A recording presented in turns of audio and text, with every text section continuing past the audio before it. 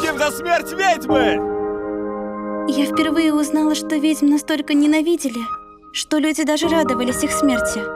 Даже страшно представить, что чья-то смерть могла кого-то обрадовать. Пусть он ругался без конца, голос у него был таким нежным, что я влюбилась. Хотя знала, что мне никак не суждено быть с ним. Но я даже подумать не могла, что он станет моим гостем. Добро пожаловать в озерную лавку. Должно быть, вы поклонница озерной ведьмы?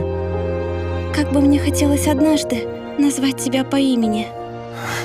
Не могла бы ты для меня приготовить любовное зелье? И вот так ведьма познала боль, которую несет любовное зелье. Я даже самой себе не могу солгать.